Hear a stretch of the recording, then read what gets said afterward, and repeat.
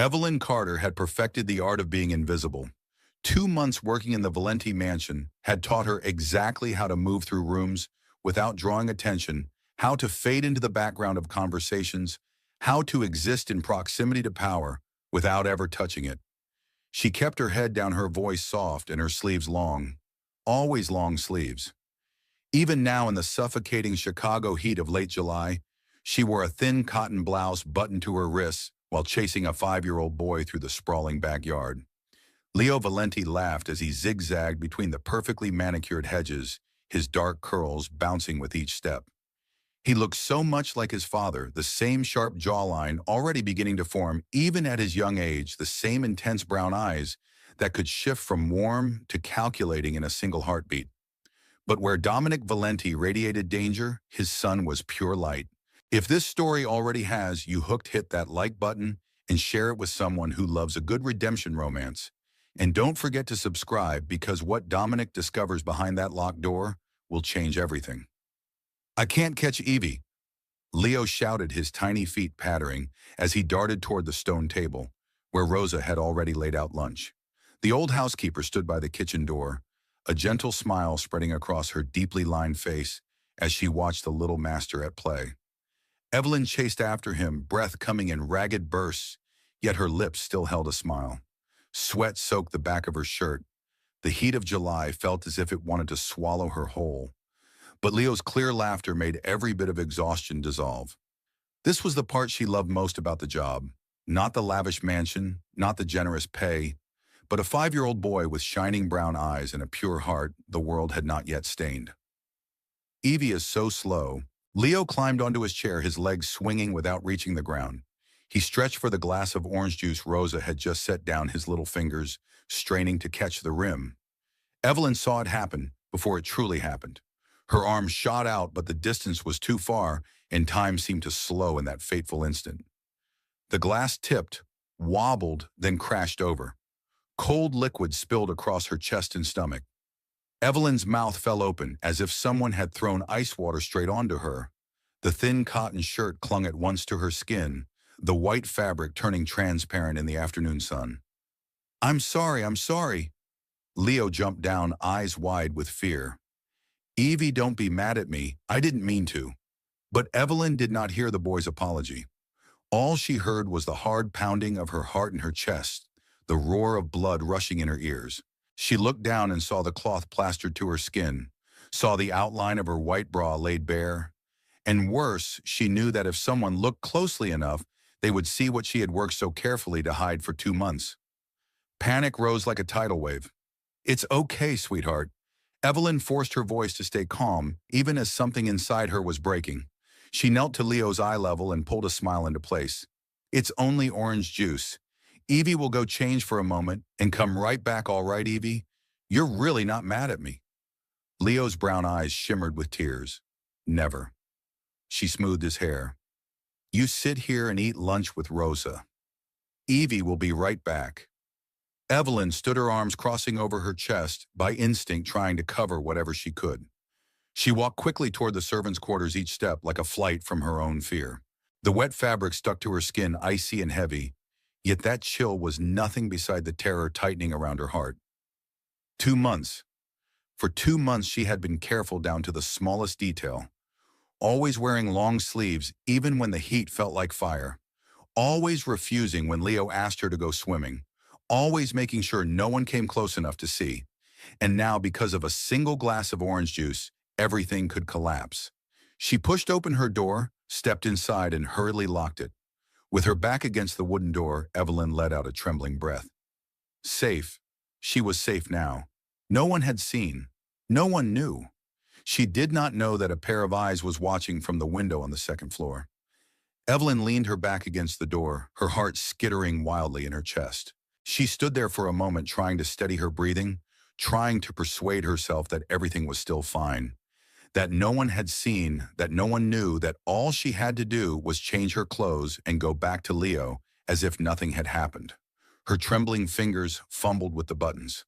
The wet fabric clung to her skin, cold and miserable, making her fight for every single fastener, until at last the blouse came free, and Evelyn turned her back to the door, and crossed to the small wardrobe in the corner of the room, standing there in nothing but a white bra, her pale skin exposed in the afternoon light slipping through the window.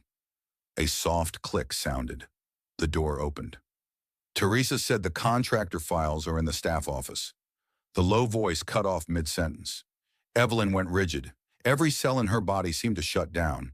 She did not breathe, did not move, did not turn around. She only stood there, her bare back, facing the doorway, facing the man who had just stepped inside. The silence stretched. 1 second, 2 seconds, 3. That silence was more frightening than any shout. It was thick and heavy, filling the small room like poisonous smoke. Evelyn could feel Dominic Valenti's gaze on her exposed skin, on the things she had worked so hard to hide for 2 months. The burn on her left shoulder, a twisted, puckered patch of flesh, where an iron had been pressed down and held there until the stench of seared meat had risen into her nose. Thin cuts running along her arms, some faded into a silvery sheen, some still pink as if they refused to heal. A map of pain, a chronicle of hell carved into living skin. Evelyn snatched up the wet shirt, pressed it tight against her chest, and turned around. Dominic Valenti stood in the doorway, tall, shadowed, and utterly still like a statue. His dark brown eyes did not leave her. Yet it was not the look she had learned to expect from other people. There was no disgust, no pity, no sick curiosity, only an intense, unreadable focus, as if he were memorizing every smallest detail and locking it away somewhere deep in his mind. Evelyn's eyes widened in horror. She wanted to say something, to explain, to invent a sensible story, but her throat closed up. Not a sound would come. "I'm sorry." Dominic's voice was low and perfectly controlled. "Rosa gave me the wrong room. I thought this was the staff office." He stepped back once, then again. His gaze finally left her, but Evelyn had the sickening sense he had already seen enough, seen everything. The door closed with a quiet click. Footsteps faded down the hall. Evelyn collapsed onto the edge of the bed, still clutching the wet shirt to her chest. Her whole body trembled in waves as if she were caught in the middle of a brutal winter. She wanted to cry, but the tears would not fall. She wanted to scream, but her throat refused to work. He had seen. Dominic Valenti, the owner of this house. Leo's father, the powerful man the entire city of Chicago whispered about with awe, had seen her scars. The proof of weakness, of shame, of 2 years of hell she thought she had buried. Should she run, pack her things, and vanish before he could ask, before he could start digging, before he could look at her with the one expression she feared most, pity? 2 months of careful hiding, and now he had seen it all. It took Evelyn nearly 10 minutes to steady herself enough to change. She chose another long-sleeve blouse, a pale blue one this time, and fastened the buttons carefully all the way to her wrists, as if that layer of cloth could erase what Dominic had already seen. She studied herself in the mirror, drew in a deep breath, and forced her face back into something ordinary. A smile. She needed a smile. Leo was waiting. When she returned to the garden, the little boy ran to her and wrapped his arms around her legs at once. "Evie, I'm sorry about the orange juice. I promise I'll be more careful." Evelyn bent down, smoothing Leo's black curls. "You already apologized. Evie isn't mad. Now shall we go play some more?" The afternoon drifted by like a dream she could not wake from. Evelyn did puzzles with Leo in the living room, read stories aloud to him, helped him color dinosaurs that sprawled across the page in bold childlike strokes. She tried to hold on to each moment, to Leo's laughter, to the endless stream of innocent questions, but something kept her from truly being there. Dominic's eyes. She did not see him yet, she felt him. Every time he passed along the hallway, every time his shadow slipped across a doorway, she knew he was looking. Not stopping, not speaking, only looking and moving on like a ghost, like an unseen threat waiting for the right moment. What did he want? What was he thinking? Would he ask? The questions spun through Evelyn's mind like a storm with no end. At 6 in the evening, Rosa called them in for dinner. Evelyn took Leo's hand and led him into the dining room, and her heart seemed to stop when she saw Dominic already seated at the head of the table. That almost never happened. In the 2 months she had worked here, she could count on one hand the times the master of the house had joined his son for dinner. His work, whatever it was, always kept him in his study until late at night. But tonight he was here. Dad Leo ran over and climbed into the chair beside his father. You're eating with me? Yes. Dominic nodded, the faintest smile passing over his sharp-featured face. Tell me what you did today. Evelyn sat down in her place, trying to make the movement look natural. She picked up her chopsticks, but her hands shook so badly she had to set them down at once. Leo began to chatter, his voice quick and bright, like a fledgling bird, about the race in the garden, about how slow Evie was about lunch outdoors. And I spilled orange juice on Evie, he said, guilt written all over his face. But Evie wasn't mad. Evie is really nice, Dad. Evelyn went still. She did not dare look up, did not dare meet Dominic's eyes. She could feel his gaze burning into her, piercing the long sleeves, seeing through to the scars he now knew were hiding beneath. Evie is very nice, Dominic said, his voice low and even. You're lucky to have her. Evelyn forced herself to lift her head. Their eyes met for a heartbeat, and Dominic gave a slight nod, so small it was almost nothing at all, as if he were saying, I will not mention it, your secret is safe. She should have felt relieved. She should have been grateful that he chose silence. But his silence frightened her more than any question could have. Dinner ended in a tight, uneasy silence, at least for Evelyn. Leo kept chirping about tomorrow's plans, about wanting to build a sandcastle in the sandbox, about the squirrel he had seen in the oak tree that morning. Dominic listened, nodding now and then, smiling at his son from time to time, but his eyes kept drifting back to Evelyn as if pulled by a magnet. At 7:30, Evelyn took Leo back to his room. He had already bathed before dinner, so all she had to do was help him into his superhero pajamas and make sure he brushed his teeth. Leo climbed into bed, tugged the blanket up to his chin, and looked at her with wide, expectant brown eyes. Evie, will you read to me? Which story do you want tonight? Evelyn sat on the edge of the bed and reached for a book on the shelf. The Dragon and the Knight, Leo said at once. I like the part where the dragon turns out to be good. Evelyn opened the book and began to read, her voice gentle and steady, telling of a brave knight who set off to find the dragon everyone feared, only to discover, when he finally met it, that it was not cruel at all, that it was only guarding its cave, guarding the eggs that were about to hatch, and that sometimes the scariest looking things were simply trying to survive. By the time the story ended, Leo's eyes were already drooping. Evelyn closed the book, set it back on the shelf as softly as she could, and bent to kiss his forehead. Good night, Leo. Evie, he whispered, already drifting into sleep. I love you. Evelyn's heart tightened with a sharp, aching pull at those words, at the purity inside them, at the absolute trust of a 5-year-old child offered to her without hesitation. She did not deserve this. She was only a woman on the run, carrying scars and secrets, and sooner or later she would have to leave. I love you too, she whispered back, her voice thick. Evelyn stood, turned off the main light, and switched on the little star-shaped night lamp, then slipped out in silence. She pulled the door nearly closed so gently it hardly made a sound, turned around, and felt her heart stop for the second time that day. Dominic stood at the far end of the hallway, leaning against the wall with his arms folded, as if he had been there a long time waiting. Evelyn swallowed hard. She had no other choice but to walk toward him, because it was the only path to the stairs, to the way out. She started forward, trying to keep her steps steady, normal, as though nothing about her was unraveling. When she was a few paces away, Dominic spoke. Miss Carter, he said, his voice low and soft in the stillness. I want to apologize again for this afternoon. That was a mistake that should not have happened. Evelyn stopped. It's all right, Mr. Valenti. It was an accident. Dominic, he said. Call me Dominic. She did not answer. She only wanted to get away from the way his eyes seemed to see too much away from this dangerous closeness. She stepped forward, intending to pass him, but he did not move. He did not make room. It was not that he was blocking her in some threatening way.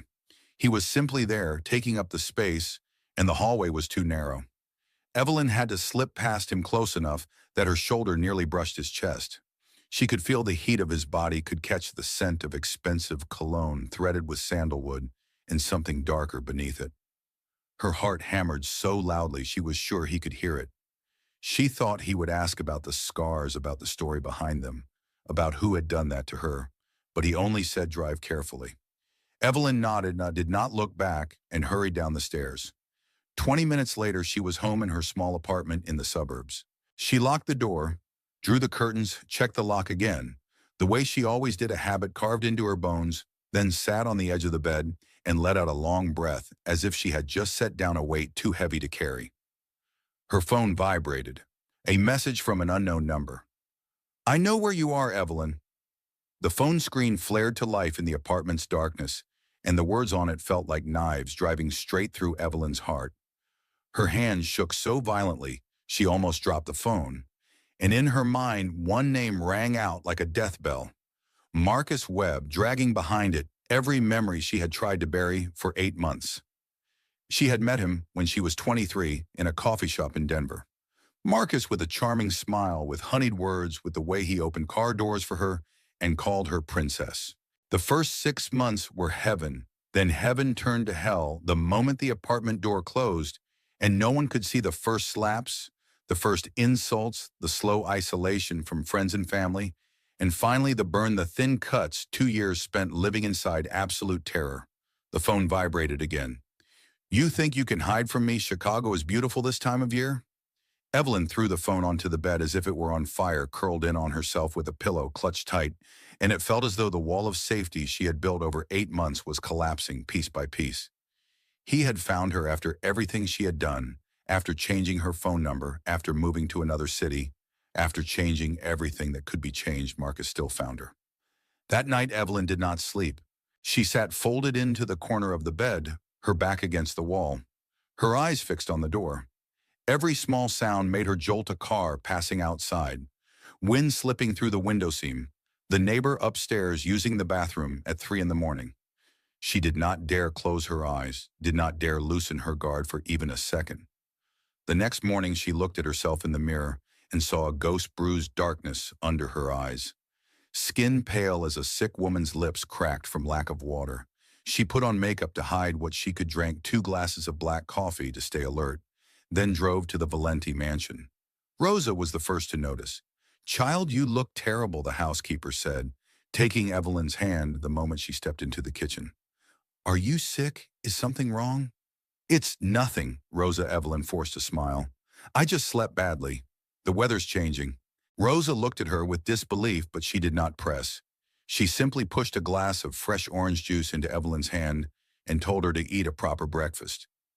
Leo rushed into the kitchen like a little whirlwind, his curls still wet from his bath. "Evie." He wrapped his arms around her legs. "What are we playing today?"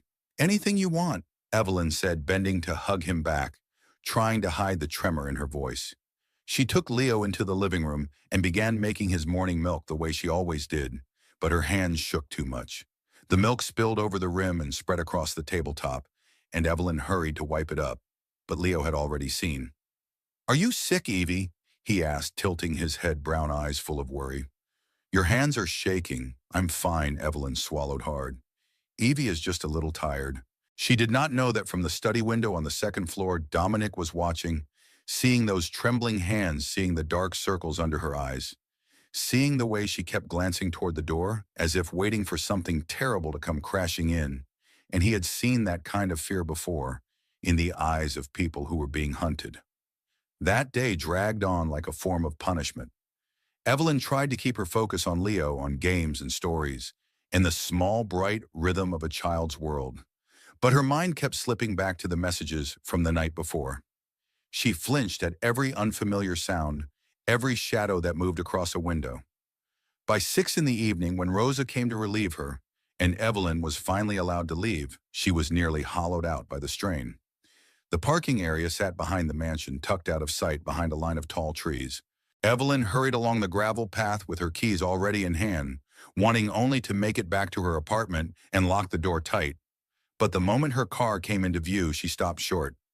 Someone was leaning against her driver's side door. Marcus Webb. He looked exactly the way she remembered. Tall, broad-shouldered blonde hair, neatly combed, a handsome face that had once made her dizzy.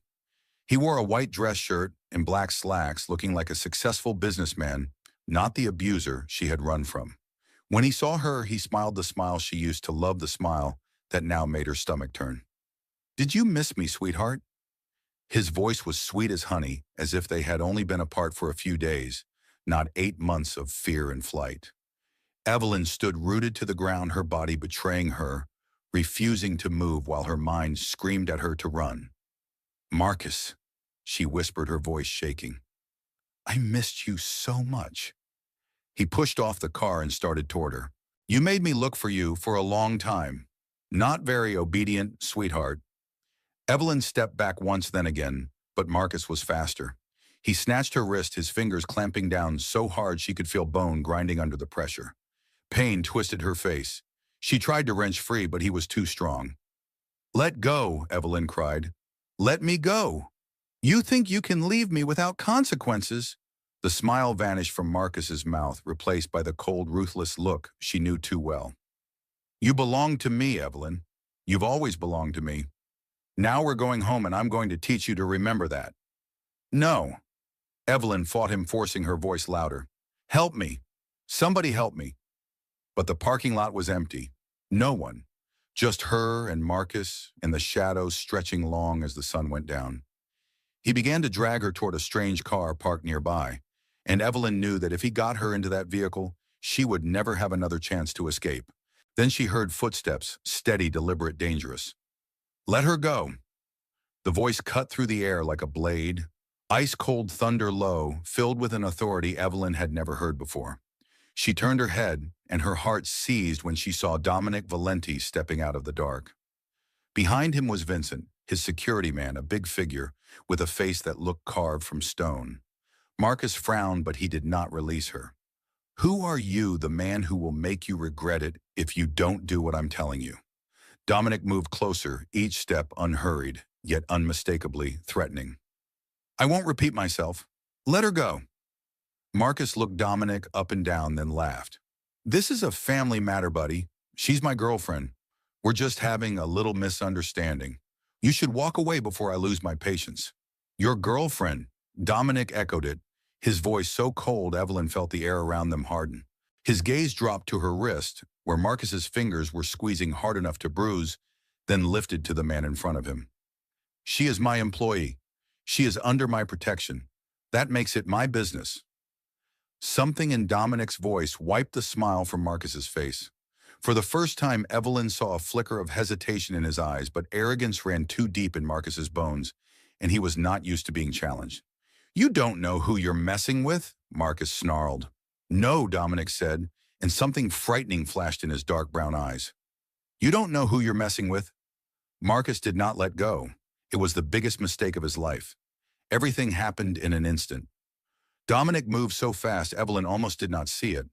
One moment he was still a few steps away, the next his hand had clamped around Marcus's wrist and twisted it back with a sharp, decisive motion. Bone cracked. Marcus released Evelyn, his mouth falling open to scream, but Dominic's fist slammed into his face before any sound could escape. Evelyn staggered backward, her spine hitting the side of her own car. She stood there frozen, watching what was happening, as if it were a film she did not belong to. Dominic hit Marcus the way a skilled craftsman did his work. There was no wild, uncontrolled rage, no shouting, no curses. Only precise, calculated blows aimed at the points that would inflict maximum pain without killing. Marcus's nose broke with a dry crack. A punch to the ribs folded him over. A kick to the leg dropped him to the ground. In less than 1 minute, Marcus Webb, the man who had kept Evelyn living in fear for 2 years, was curled up on the gravel, blood running from his nose and mouth, moaning like a wounded animal. Dominic crouched, grabbed a fistful of Marcus's hair, and yanked his head up. He leaned close to Marcus's ear and whispered something. Evelyn could not make out the words, but she saw Marcus's face drain of color, saw pure terror fill his eyes, a terror she had never once seen on that face before. Marcus was the one who made other people afraid, but now he was trembling like a child. Dominic let him go, straightened, and gave Vincent a nod.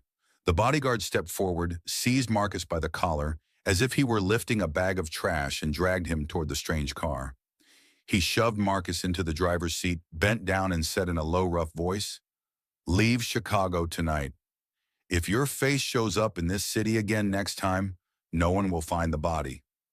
Evelyn stood there, her feet rooted to the ground.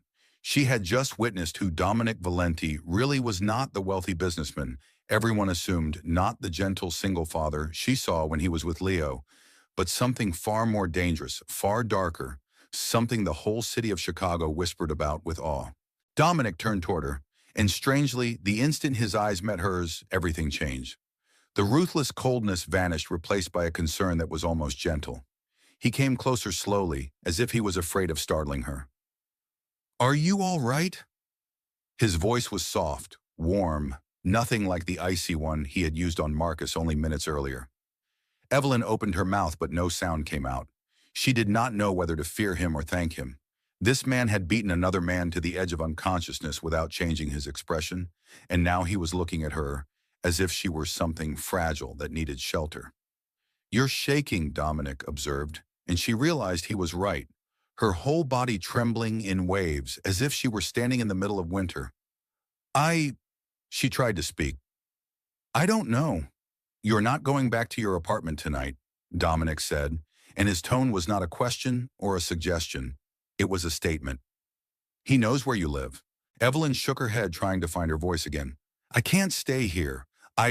I'll find a hotel or—" "A hotel," Dominic lifted an eyebrow. "So he can find you within a day. I don't want to owe you," Evelyn said, and it was the truth. She had owed too many people in her life, leaned on too many, and the price had always been too high. Dominic studied her for a long moment, his expression unreadable. Then he said, his voice low and certain, "This isn't a debt. This is safety. There's a difference." Evelyn wanted to argue again, but she was exhausted in body and mind and everything. She had no strength left to fight anymore, not tonight, and somewhere deep inside she knew Dominic was right. Marcus would not let go easily. He had never let go of anything he believed belonged to him. She nodded, too tired to say anything else. Dominic led her into the mansion through the back door. They passed marble-floored corridors, expensive paintings, and fresh flower arrangements into a part of the house Evelyn had never stepped into before, the family wing, not the servants' quarters. "You'll stay in the guest room on the second floor," Dominic said as they climbed the stairs, "right next to Leo's room. The door locks from the inside, and there will be someone on watch all night." Before Evelyn could answer, a small whirlwind burst out of the sitting room. Leo ran to her bare feet, skimming the wooden floor. He was in pajamas, clearly ready for bed, but refusing to get under the covers yet. "Dad said you're staying overnight." "Really, really?" Evelyn forced a smile, even though her lips trembled. "Really, sweetheart?" "Evie is staying tonight." Leo squealed with delight, little arms wrapping around her legs and refusing to let go. "I want Evie to stay forever. Will you read to me before bed?" "2 stories. Can I have 2? Yes," Evelyn said, bending to gather him into her arms. The warmth of that small body felt like medicine on a wound inside her. "Evie will read to you." Rosa appeared at the end of the hall, her eyes flicking over Evelyn with quiet understanding, but asking nothing. She only nodded to Dominic, then came to Evelyn's side. "Let me get your room ready," she said softly, laying a warm hand on Evelyn's shoulder. "If you need anything, you tell me." Evelyn spent the next half hour reading to Leo as she had promised. 2 stories became 3 when he begged for one more, and in the end, she had to promise she would still be here when he woke up before he finally closed his eyes. She kissed his forehead, turned off the light, and slipped out. The room Rosa prepared for her was 3 times the size of her room in the staff wing. A king-size bed dressed in crisp white linens, heavy velvet curtains, and a private bathroom with a large tub. Evelyn sat on the edge of the bed looking around the unfamiliar room and felt completely out of place. She could not sleep. The night stretched on without end. Evelyn lay down and closed her eyes, but each time she started to drift, Marcus's face rose up again. That cruel smile, those fingers clamped around her wrist. She jolted upright, cold sweat soaking her back. Finally, she gave up trying to sleep. She went to the window, drew her knees to her chest, and stared down at the garden spread out in darkness. Faint moonlight touched the neatly trimmed hedges, the silent fountain, the stone table where the orange juice had spilled, and everything had begun to change. A soft knock came at the door. Evelyn startled, her heart racing. She stood and moved toward the door but did not open it. "Miss Carter," Dominic's voice came through the wood. "I noticed your light is still on." Evelyn hesitated for a second, then opened the door. Dominic stood there, still in his dress, shirt, and slacks from earlier, but with his sleeves rolled to the elbows and the top button undone. In his hand were 2 glasses of red wine. "I'm guessing you can't sleep either." Evelyn looked at the 2 glasses of wine, then at Dominic, and she knew she should refuse. She should close the door and try to sleep. Yet the loneliness of this night sat too heavily on her shoulders, and there was something in his eyes that would not let her turn away, so she took one glass with a soft, "Thank you," and stepped back to let him in. Dominic did not sit on the bed or in the chair. Instead, he remained by the window facing the dark garden below the wine, in his hand barely touched, while Evelyn settled again by the sill where she had been drawing her legs up and keeping a careful, safe distance between them. And for a long while they shared a silence that did not feel like the tight strain of the afternoon, but like a strange, almost gentle quiet, the kind two people fall into when they do not need to fill the air with meaningless words.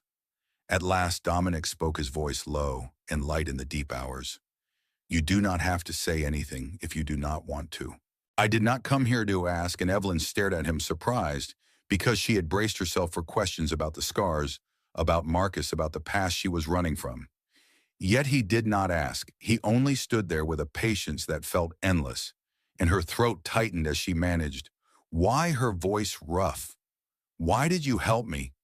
And Dominic turned toward her as moonlight slid across the sharp planes of his face, bringing out the hard edges. And in his dark brown eyes, something softer that made her chest ache. "Leo lost his mother when he was 2, he said evenly, as if reciting a story he had learned by heart and still could not survive without pain. "Sophia, my wife, a car accident 3 years ago. A drunk ran a red light," and Evelyn said nothing, only listened while he went on his gaze. "Drifting somewhere far beyond the room. I should have been home that day. She wanted me to go with her to Leo's preschool parent meeting, but I had work. There was always work." He paused and drew in a breath. "She drove alone and she never came back," and Evelyn whispered, "I'm sorry." Words that might have sounded empty in another mouth, but in hers were true.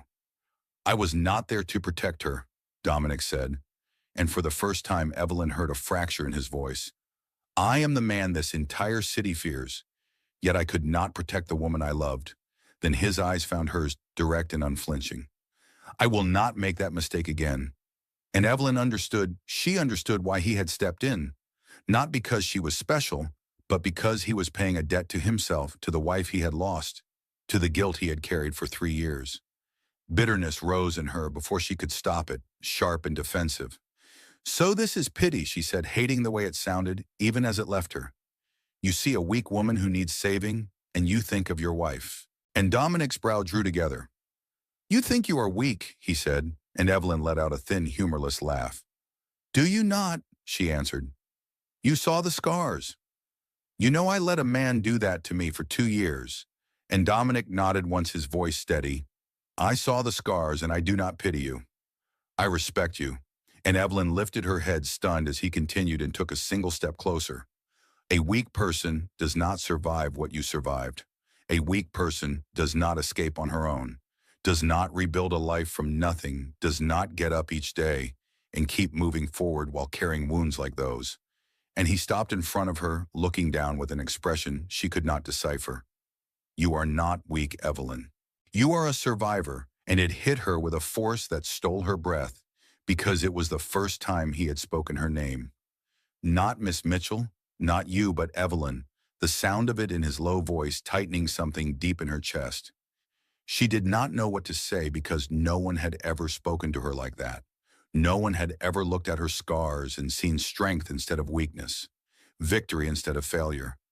And they stood in silence, closer than they had ever been, without touching the space between them, heavy with what remained unspoken, with parallel wounds, with two souls still trying to heal. Dominic set his wine down on the sill and said quietly, "You should try to rest. Tomorrow will be long."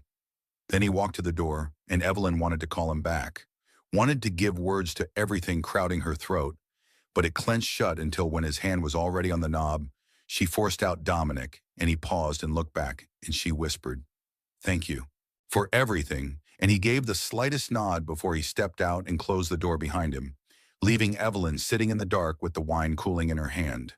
And for the first time in 2 years, she felt she might be able to trust someone, and that possibility frightened her more than Marcus ever had. A week went by, and Evelyn slowly grew used to life in the Valenti mansion, still caring for Leo, the way she always had. Only now she slept in the luxurious room on the second floor instead of the small apartment in the suburbs, while Rosa treated her like family, always insisting she eat more and asking what she needed, and Vincent nodded to her whenever they passed a quiet acknowledgement that she had become part of the protected circle. And Dominic, he did not ask anything more about her past. After that night, he simply remained steady and silent, like an invisible fortress built around her, and they ate dinner together with Leo every day, and sometimes Evelyn would catch Dominic's gaze, lingering on her a heartbeat longer than it needed to. But the nightmares did not let her go. On the seventh night, they returned with brutal force. In the dream, Evelyn was back in the apartment in Denver. Marcus standing in front of her, with a smoking iron in his hand, his smile gentle the way it had been when they first met, but his eyes cold as ice. "You disappoint me so much, Evelyn," he said softly, as if he were rocking a child to sleep. "I have to teach you to remember. Remember who you belong to." She tried to run, but her legs would not move. She tried to scream, but her throat was squeezed shut. And then the iron came down on her shoulder, the stench of burning flesh flooding her nose, pain tearing through every sense. Evelyn jolted upright with a scream that echoed in the dark room. She did not know where she was, did not know who she was. There was only pure fear, only the survival instinct driving her to hide. She rolled out of bed, crawled to the corner, and curled in on herself like a child. The door flew open. "Evelyn!" She sobbed, both hands clamped over her head, unable to look up. Footsteps came closer, and she shrank tighter, bracing for the blow, bracing for the pain, but nothing came. "Evelyn!" Dominic's voice again, low and gentle, a few steps away. "You're safe. You're in my house. No one can touch you here." She could not answer, only kept crying, her body shaking in waves. She heard the soft rustle of fabric. Dominic lowered himself to the floor, his back against the wall across from her, keeping a safe distance. He did not try to touch her, did not try to pull her into his arms the way someone else might have. He understood. He understood that sometimes touch could make everything worse. "I'm here," he said, steady and calm. "You're not alone." They stayed like that for a long time. Slowly, Evelyn's sobs quieted and the trembling eased. She lifted her head and looked at Dominic through a blur of tears. He sat there patient, his eyes on her, without invading her. He used an iron, she heard herself say, her voice hoarse and strange. "The first time I tried to leave, he said he wanted me to remember that I belonged to him." Dominic did not speak, only listened.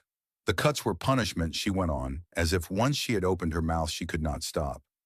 "Every time I didn't obey, every time I looked at someone too long, every time I came home even 5 minutes late."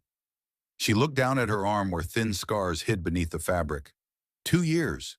2 years I lived like that, and I hate myself for staying so long." "You got out," Dominic said, his voice low and sure. "That's what matters most." "Sometimes I'm not sure," Evelyn whispered. "Sometimes it feels like part of me is still trapped in that apartment, still waiting for him to come home, still afraid." Dominic rose slowly and came closer. He sat down beside her with his back to the wall, his shoulder nearly touching hers, leaving a small space all the same. "You are a survivor," he said like a vow. "Never let anyone make you forget that.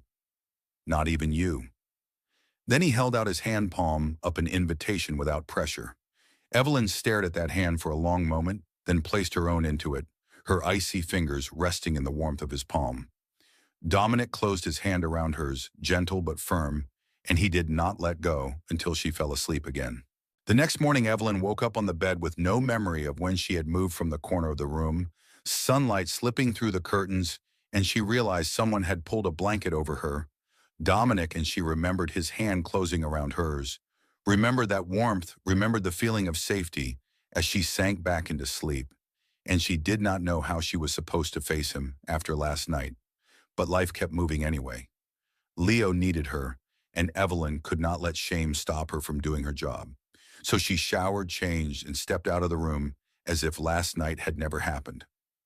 The morning passed like any other, Leo tugging her into puzzles, then demanding they go out into the garden to chase butterflies, then pleading stubborn and bright-eyed for ice cream before lunch.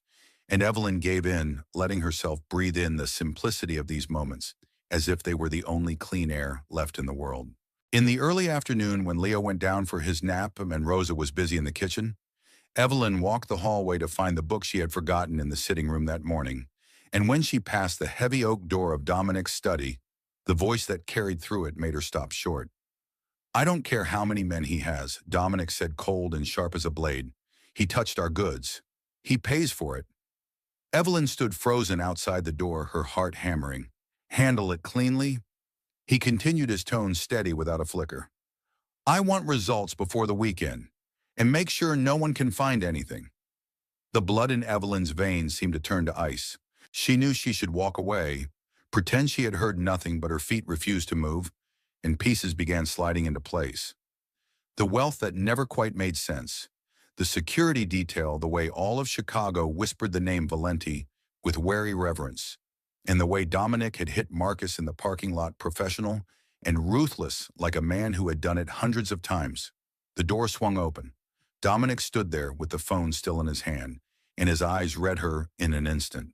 He knew she had heard, and she could see it in the way his jaw tightened, in the way his dark brown gaze dimmed. Come in, he said, not quite a command, but not an invitation either. Evelyn stepped into the study with her heart in chaos. Dominic closed the door, then turned to face her. How much did you hear enough? She answered, her voice trembling, but not retreating. Dominic nodded, making no attempt to excuse it, no attempt to deny it. I won't lie to you, Evelyn. I'm not a good man. I do what's necessary to protect the people I love, to keep this empire standing. Sometimes that means doing things ordinary people would have to turn away from. You are, she could not finish. The Chicago Mafia boss, he said plainly without flinching. The Valenti family has controlled half this city for 3 generations. I inherited it from my father. Evelyn swallowed hard. She had suspected, but hearing him say it out loud still left her reeling. She was living in the house of a mafia boss. She was caring for the son of a mafia boss. She was feeling something for a mafia boss. You have a choice, Dominic continued, his voice softening. If you want to leave, I will make sure you're safe. A new apartment, a new identity if you needed money to start over. Marcus will never find you. He paused, stepping closer. But if you want to stay, I need you to understand what my world is. Why, she asked in a whisper. Why do you give me a choice? I know too much. Dominic looked at her, and something in his eyes tightened her chest. I won't force you, he said, standing only 1 step away. But I want you to know I want you to stay, not only because of Leo. That night, Evelyn could not sleep. She lay on her bed with her eyes fixed on the ceiling, her mind spinning with clashing thoughts. Dominic Valenti was a mafia boss. He gave orders to handle people as casually as if he were placing a lunch order. He controlled half of Chicago through fear and violence. That was his world, a dark and dangerous world she did not belong to. And yet he was also the man who had saved her from Marcus, the man who sat with her through the night when nightmares came, never touching her, only staying there, the man who looked at her scars and saw strength instead of weakness, the man who offered her a choice instead of force. Leave or stay, safety or danger, run again or stand still and face what came. She thought of Leo, of the clean brightness of his smile, of the way he wrapped his arms around her each morning and said he loved Evie. She thought of Rosa, of her warmth, of the way she treated Evelyn like family. She thought of this mansion, the first place in years where she had felt as if she belonged somewhere. And she thought of Dominic, of his dark brown eyes, of the way he looked at her, as if she were something precious that needed protection, of what he had said, that he wanted her to stay, not only because of Leo. By the time dawn arrived, Evelyn had a decision. She went down to the garden early, while dew still clung to the leaves, and the air was cool against her skin. Walked to the stone table where the orange juice had spilled, where everything had begun to change, and sat there facing the quiet lawn as she drew a deep, steady breath. So you've decided. Dominic's voice came from behind her, and Evelyn did not startle somehow. She had known he would find her here.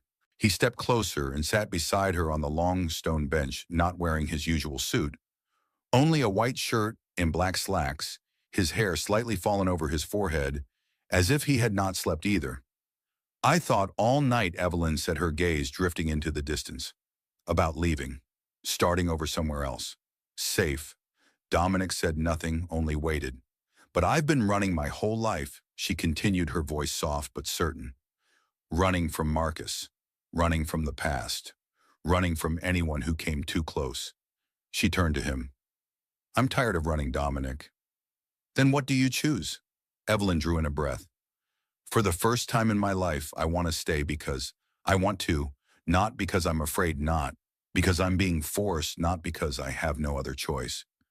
She looked straight into his eyes. I want to be here, with Leo, with you. Something shifted in Dominic's gaze.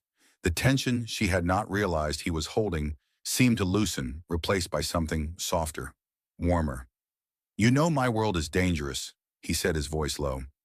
I know. You know I'm not a good man. I know, she repeated. But you're good to me. You're good to Leo. And maybe that's enough. Dominic lifted his hand slowly, giving her time to pull away if she wanted, but she did not move.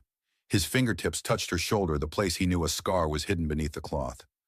These scars don't define you, he said, his voice like a promise.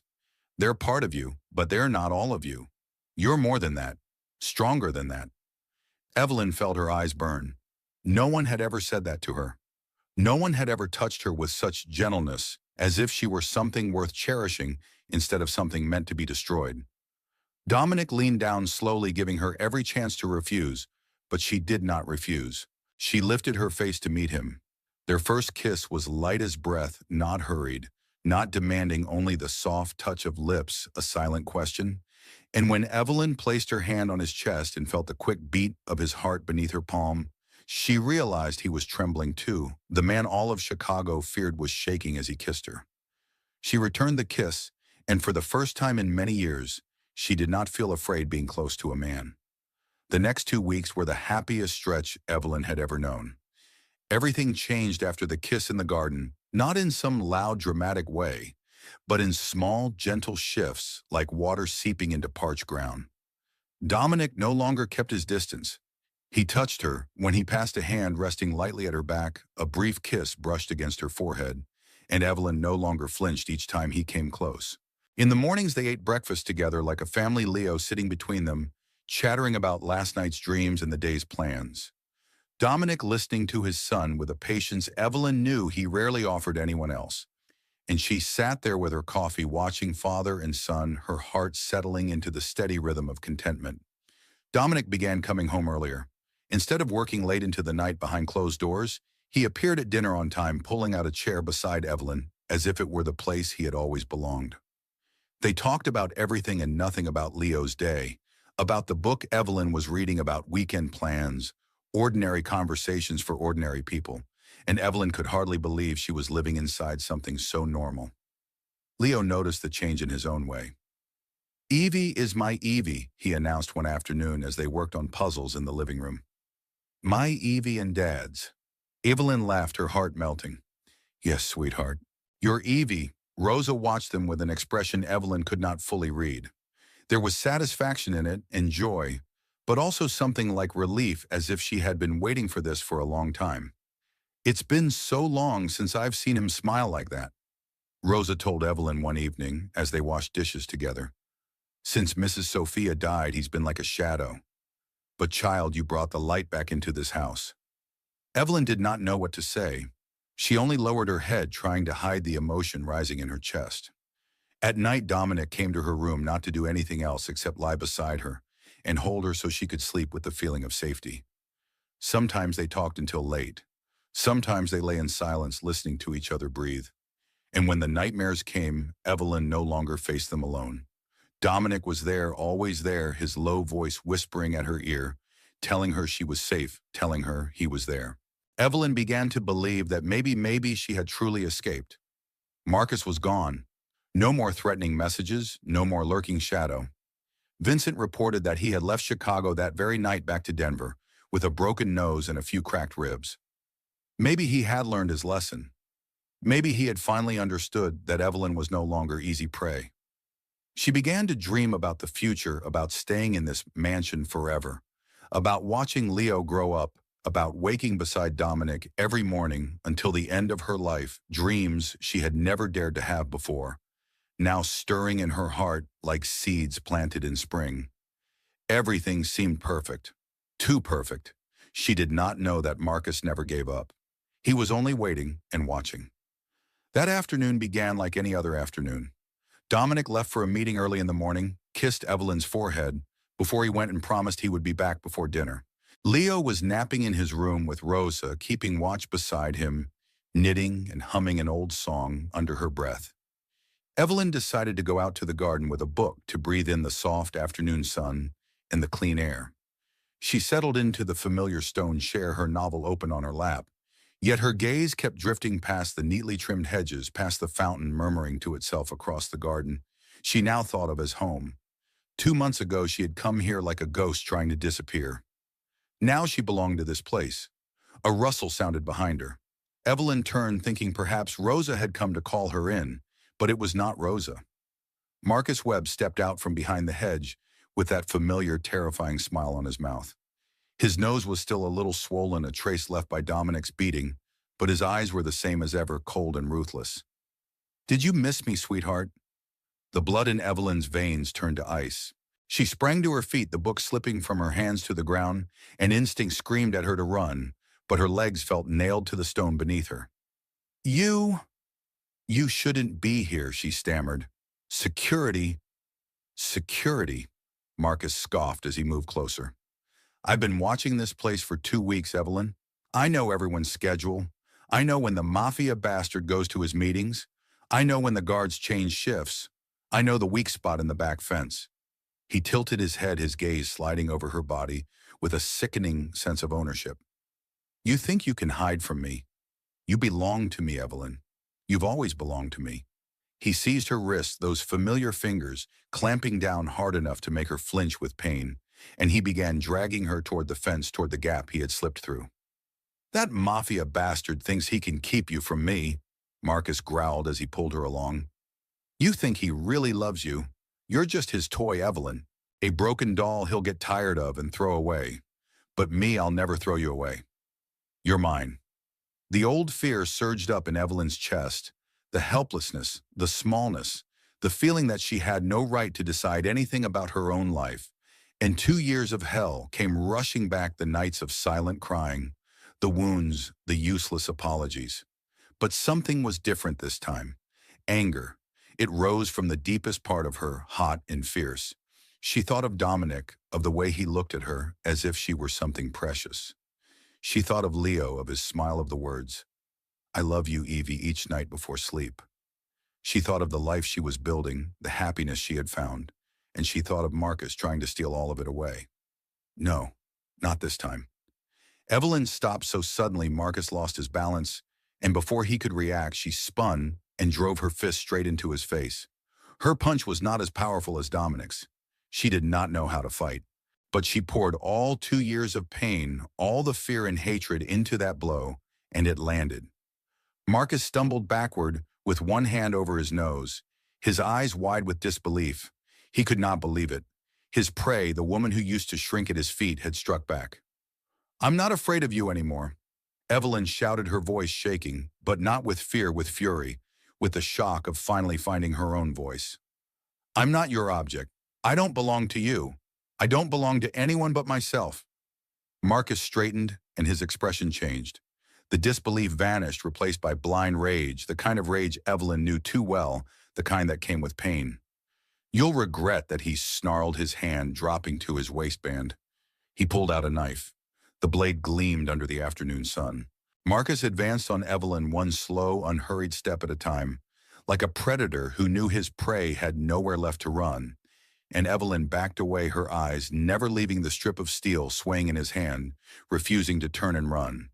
Not because she was not afraid, but because she knew that if she showed him her back, he would drive it into her from behind. "You hit me," Marcus said, his voice frighteningly even. "No one is allowed to hit me, Evelyn. Least of all you." He licked his lips, his eyes gone wild. "I was going to go easy on you. I was going to forgive you for running away. But not now. Now you're going to learn a lesson you will never forget." Evelyn kept retreating, her heart crashing against her ribs, her mind spinning for a way out. She could scream for security, but they were too far. She could try to run into the house, but Marcus was faster. She could. And then Evie. Evelyn's heart seemed to stop. Leo stood in the back doorway that led into the garden, his brown eyes wide with fear. Still in his naptime pajamas, curls must bare feet on the cold stone, he had heard her shouting and run out. Leo, get inside. Evelyn screamed, her voice sharp with panic. Get inside right now. But the boy froze, too frightened to move. Marcus turned his head and his smile made Evelyn's blood go cold. Oh, this is the Mafia bastard's kid, huh? He tilted his head, looking at Leo, the way he might look at an interesting toy. Hey kid, do you know what kind of man your dad is, don't? Evelyn whispered, a new fear rising larger than any fear she had ever felt for herself. Don't touch him. Marcus stepped toward Leo, the knife still in his hand. Evelyn did not think. She only moved. She lunged forward, put herself between Marcus and Leo, and threw her arms wide like a living shield. Don't touch him, she screamed, her voice ringing through the garden. You can do whatever you want to me. You can stab me, cut me, kill me, but you do not get to touch this child. Marcus stopped staring at her with a sick, delighted interest. You really love him, he said. Love the Mafia bastard's kid. He laughed. Fine. Then you'll watch what I do to him first. Then it's your turn. He lifted the knife and then everything happened at once. The thunder of footsteps shouted orders. The harsh sound of guns being readied, Vincent and the security team pouring into the garden from every direction and surrounding Marcus in a heartbeat. Rosa standing in the back doorway with a phone still in her hand, her face drained white but her eyes bright with determination. She had raised the alarm the moment she realized Leo was no longer in his room. Marcus froze with the knife still raised, but now he was staring down the barrels of at least 5 guns. Put the knife down, Vincent ordered, his voice cold as ice. Slowly. But Marcus was not looking at Vincent. He was looking past the security line at a figure moving forward. Dominic Valenti stepped through the guards, and Evelyn had never seen him like this. His face held no expression at all, completely blank. But his dark brown eyes, those eyes held something that made Evelyn shudder. Not anger, not hatred, but pure death. And he looked at Marcus the way a man looks at a corpse waiting to be buried. Dominic Marcus tried to smile, but his voice shook. We can talk. Dominic did not answer. He did not even bother to look at Marcus. His gaze found Evelyn, and Leo flicked over them quickly to make sure they were not hurt. And then he turned to Evelyn, his voice so calm it was terrifying. Take Leo inside. You don't need to see this. Evelyn scooped Leo into her arms, crushed him against her chest, and ran into the house. The little boy sobbed in broken gasps, his tiny hands gripping her neck, his whole body trembling, and Evelyn could feel Leo's tears soaking into her shoulder, could hear the raw, hiccuping sound of his fear right beside her ear. Evie. That man wanted to hurt Evie. Leo cried, his words coming in ragged pieces. I'm scared. I'm so scared. It's okay, sweetheart, Evelyn whispered, her lips shaking as she kissed his hair. Evie is okay. You are okay. We're safe now.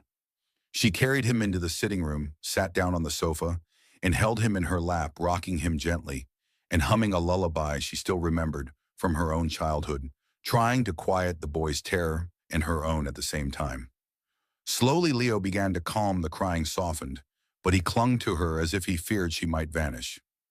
Rosa rushed in, her face pale, but her resolve hard. She knelt beside them and smoothed Leo's hair with her wrinkled hand. Let me take him, child, she said to Evelyn. Go. I know you need to be out there. Evelyn looked at Rosa, then at Leo. He was already starting to doze in her arms, exhausted from crying.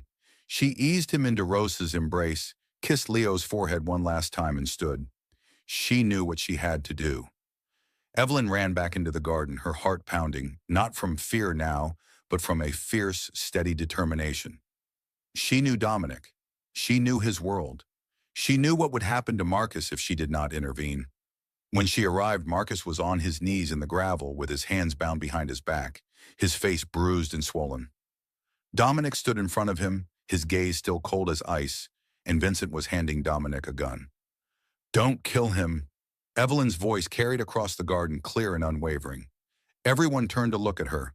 Dominic's brows drew together, surprise flickering over the face that so rarely showed anything at all. Evelyn, he said, tense. I told you to go inside. I know, she said, stepping closer, her eyes fixed on his. But I need to say this. He nearly hurt you. Nearly hurt, Leo, Dominic said, and for the first time she heard emotion in his voice. Anger, fear, pain. He doesn't deserve to live. Maybe he doesn't, Evelyn agreed. But I don't want you to kill him. Marcus lifted his head and a sick little spark of hope flashed in his eyes. Evelyn turned to him and her gaze went cold as winter. Not because I feel sorry for him. Not because I forgive him, she said, her voice so steady it surprised even her. But because I want him to pay the right way. I want to stand in court and tell them everything he did to me, the burn, the cuts, 2 years of hell. I want the whole world to know what kind of monster he is. She stepped closer to Marcus and looked down at him with contempt. I want him to rot in prison, knowing I won, knowing he could not destroy me, knowing I found happiness even after he did everything he could to ruin it. Marcus stared at her, eyes wide with shock. This was not the woman he had abused for 2 years. This was someone else entirely. Evelyn turned back to Dominic. This is my fight, she said. Let me finish it my way. Dominic studied her for a long moment. Evelyn could see the battle in his eyes between the instinct to protect her by erasing the threat forever and the respect he held for her choice. Finally, he nodded. Call the police, he told Vincent, his voice calm but absolute. We do it her way. The police arrived within 15 minutes.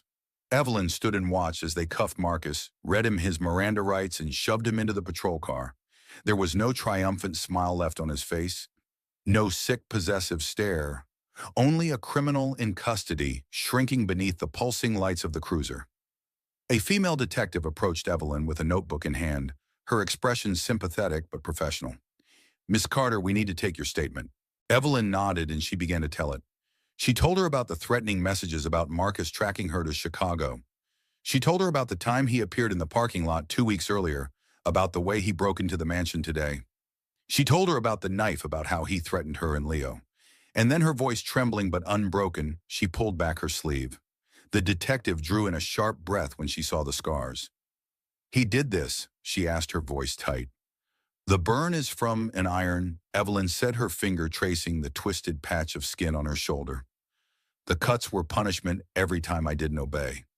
She looked straight into the detective's eyes. 2 years.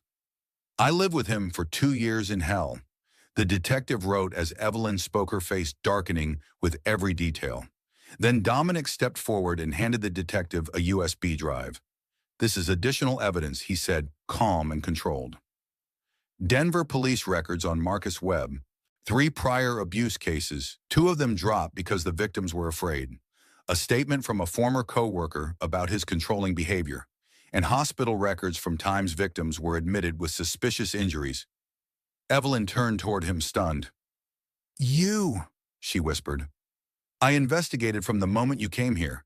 Dominic said, his voice softening as he looked at her. I knew someone was hunting you. I needed to know who it was and how dangerous he was. He paused. I didn't expect him to come all the way here. The detective accepted the USB and nodded at Dominic. With this amount of evidence, Marcus Webb will be facing multiple charges, domestic abuse threats, unlawful entry assault with a deadly weapon, and possibly attempted kidnapping. She turned to Evelyn. He won't be out for a very long time, Miss Carter. I promise you that. Evelyn nodded, unable to speak. The police left, taking Marcus and everything he represented. The garden fell quiet again, with only the whisper of leaves in the afternoon wind. Evelyn stood there and watched the patrol car disappear beyond the trees, and it felt as if all the strength she had forced herself to hold for hours suddenly drained away. Her knees buckled. Dominic caught her before she hit the ground. He did not speak, only gathered her into his arms and let her lean against his chest. And Evelyn cried. She cried the way she had never been allowed to cry, everything she had held back for 2 years, for 8 months of running, for weeks of living on fear, all of it bursting out like a dam breaking. Dominic held her, one hand stroking her hair, his lips resting gently on the crown of her head. He did not try to hush her, did not offer hollow comfort. He only stayed solid and steady like a harbor in a storm. It's over, Evelyn whispered between sobs. It's really over. Dominic held her tighter. No, he said, his voice warm and full of promise. It's only beginning. 6 months later, Evelyn stood in front of the bathroom mirror and looked at the woman looking back at her. She had changed not in her features, but in the way she carried her body.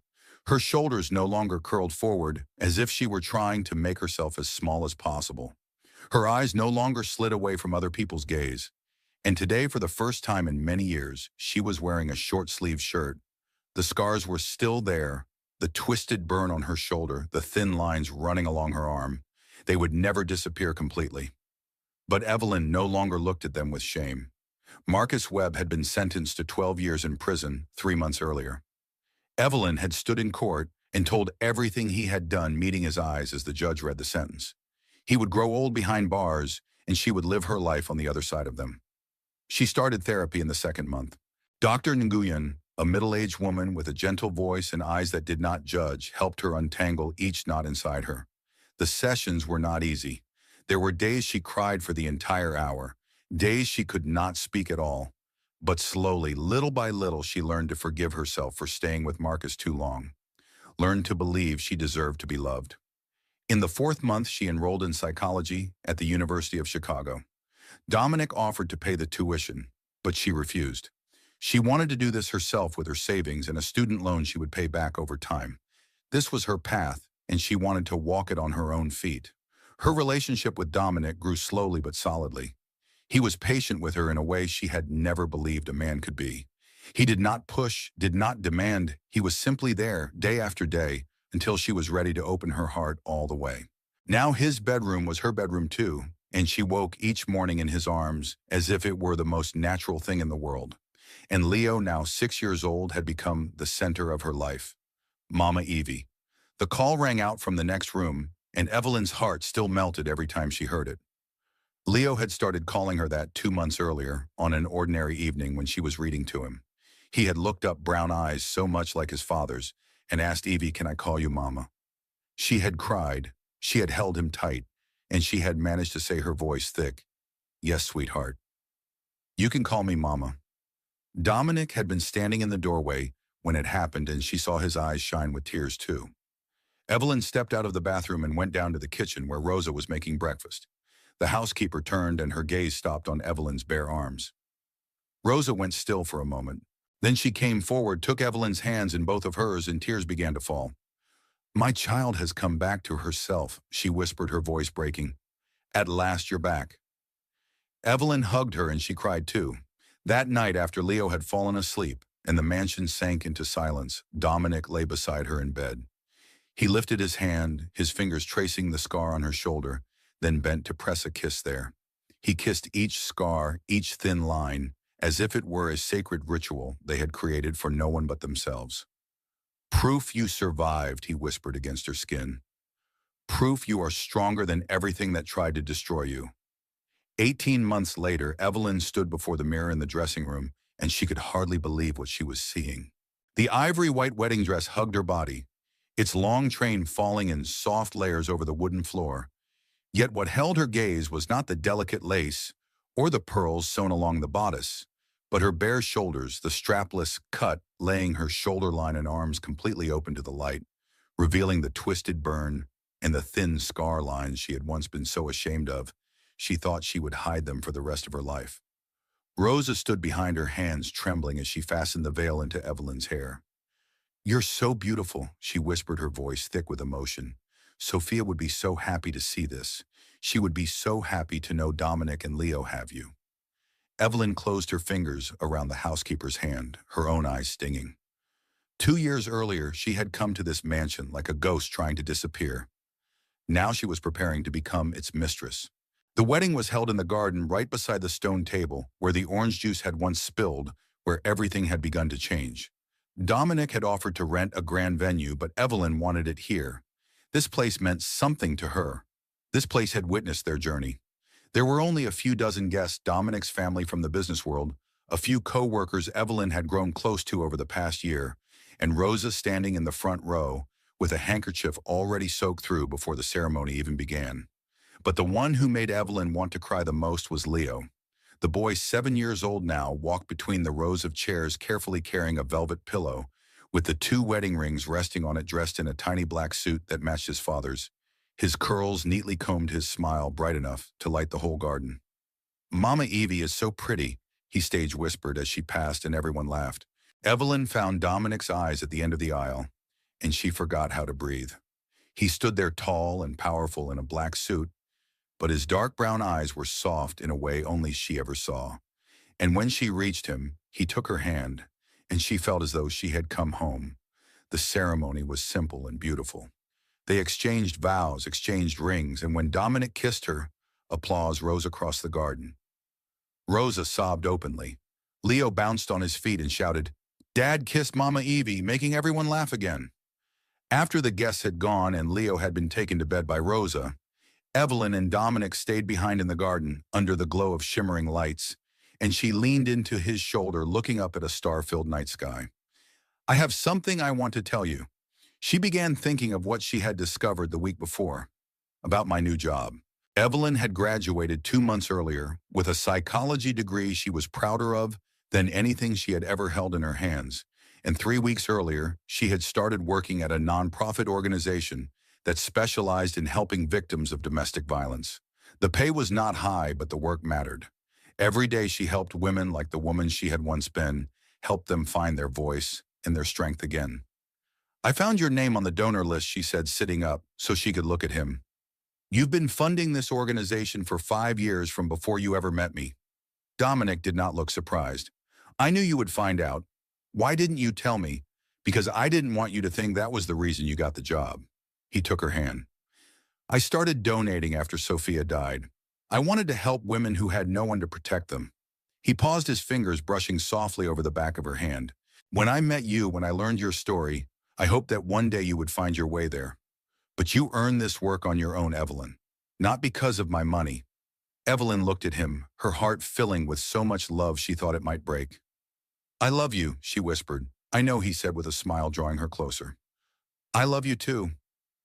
That night, after Dominic had fallen asleep, Evelyn slipped into the bathroom.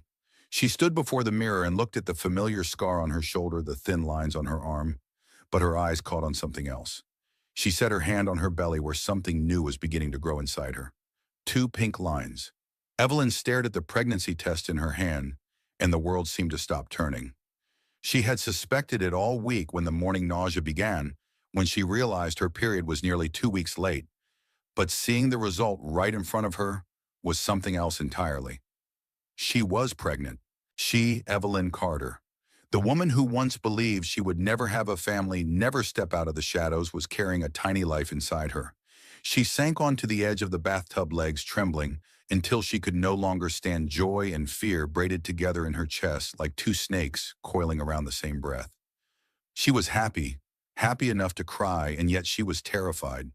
Terrified she did not deserve this, terrified she would not know how to be a mother, terrified the wounds of the past would somehow reach forward and touch the child about to enter the world.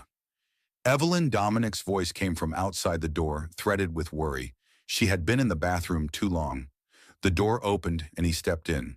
His eyes moved from her pale face to the test in her hand, and he went still. "Is that?" he asked, his voice gone rough. Evelyn nodded, unable to form words. Dominic came closer and knelt in front of her.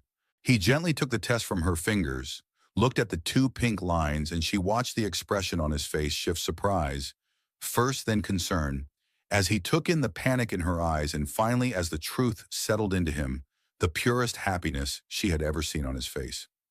"We are going to have a baby," he whispered, as if speaking louder might break the spell. "I am scared," Evelyn confessed, her voice shaking. "I do not know how to be a mother. I do not have any model for it. I am afraid I will ruin everything." Dominic took both her hands and looked straight into her eyes. "You have already been a mother," he said, certain and steady. "You have been Leo's mother for a long time. You love him, protect him, teach him.